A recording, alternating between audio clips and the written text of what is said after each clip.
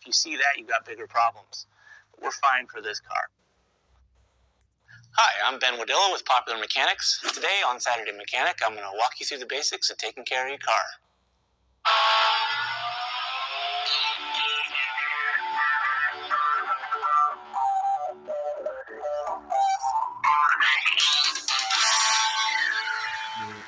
All right, now we're going to check all the car's vital fluids. Well, most of them are vital, some of them aren't.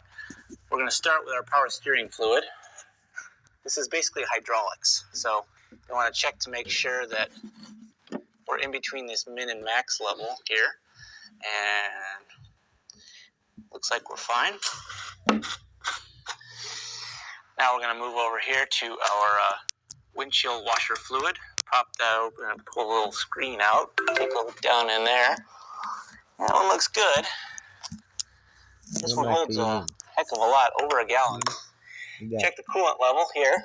And you can see here we've got a minimum and a maximum level. Just needs to be within that range. And it is on this car. We also want to check, poke your nose in there. You don't want to see it cloudy or any oil in there. If you see that, you've got bigger problems. We're fine for this car. Next thing we're going to check is the brake fluid. It's generally somewhere around where your feet are in the car.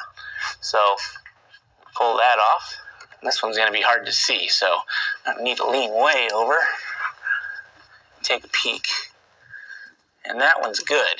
Now, if you have to add brake fluid, make sure that you open a brand new bottle for that. You can't let brake fluid opened sit around for very long. Max that you can have it is about 3 weeks, otherwise it starts to go bad. I'm going to check our oil now. These are some of the hardest to find occasionally. So, like anything in your car, you check the owner's manual to get an idea where it's at.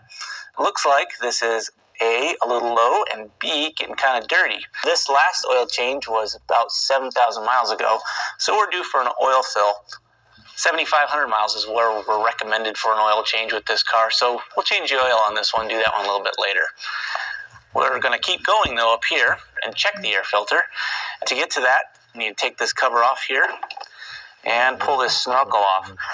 Cars are all different, so like I keep saying, check your owner's manual on how to do it. This one, you have to do some clips on the side, and these are generally a joy to get to, every last one of them.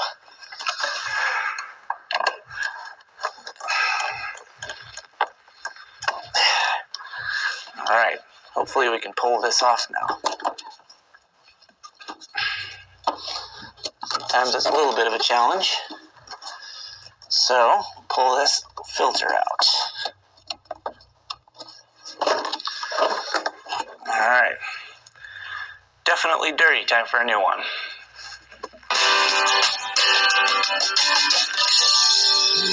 Got our new filter. It's time to put it in. So we'll slide this under. Might be a little bit of a fight to get it in, but it shouldn't be that bad.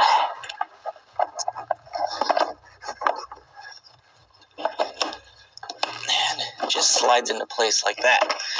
Make sure you get it good and seated. You want to have a good seal around the end and the edges. So now we can clip this back in place like that. And like that. These are good and fun to fight sometimes. This back one is really fun. All right.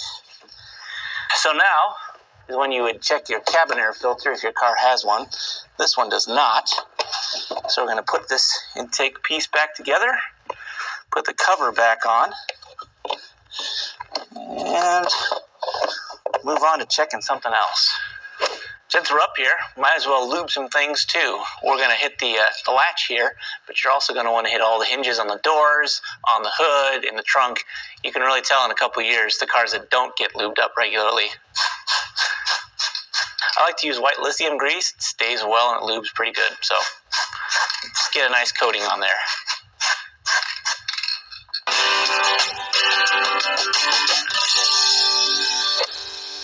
All right, next thing we're going to do is check the tire pressure. We're going to use this digital pressure gauge. We found these to be pretty accurate. There's also the stick type.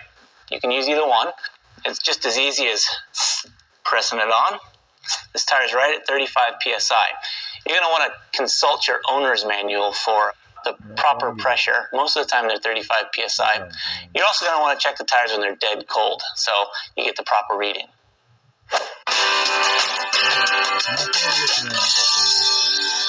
Alright, now we're going to change out the windshield wipers.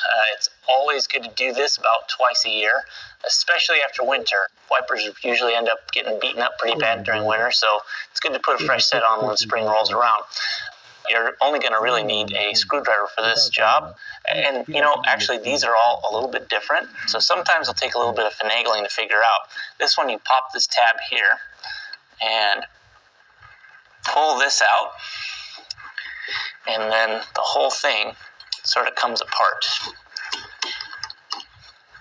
Just like that.